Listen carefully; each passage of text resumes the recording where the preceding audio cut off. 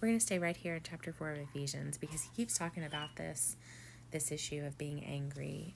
He goes on in verse 29, he says, don't let any unwholesome words come out of your mouth. And you can imagine if you are in that anger, if you've given place to it, if you've given place to the enemy, and that anger has just festered, right? What's coming out, what comes through your thoughts, right? That's where the anger kind of starts, and then it cycles through your mouth. Your thoughts, where you are dwelling and meditating, they are going to come out. And he tells us to be careful, to not let anything unwholesome come out.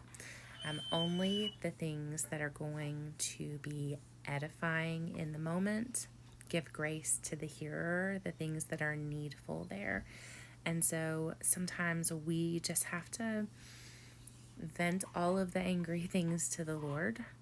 I'm all about letting him be my filter and being honest with him. Like, God, this is where I am. This is how I'm feeling. I know it's wrong. I know I shouldn't be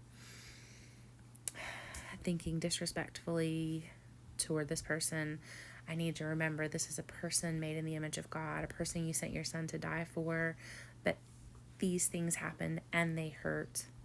And everything is just overwhelming, right? We just kind of let all of those things out and let him hear them first, and then ask him to shift the conversation so that what we say will be edifying, will give grace to the hearer, will be needful in the moment. It requires a lot of practicing, a lot of prayer. Sometimes we have to be very intentional, sometimes all the time. For me, I maybe for you it's sometimes, but to let my prayers about the issue be more to God than my words are about it to other people, even to the offender. Like, we have to deal with it, we have to talk about it. But if I talk to you first before I've talked to God, what's going to come out is going to be unwholesome. It just is. It's going to be all in my flesh and in my feelings. And that's not what we want, right? We want to be working toward reconciliation and not adding more to the fire of what's happening, more drama, more kindling of the anger. And so let's be careful about that as we're working through the process of forgiveness, that we are talking to God about it more than we're talking to anybody else about it. Verse 30 carries on this idea, and it says, do not grieve the Holy Spirit.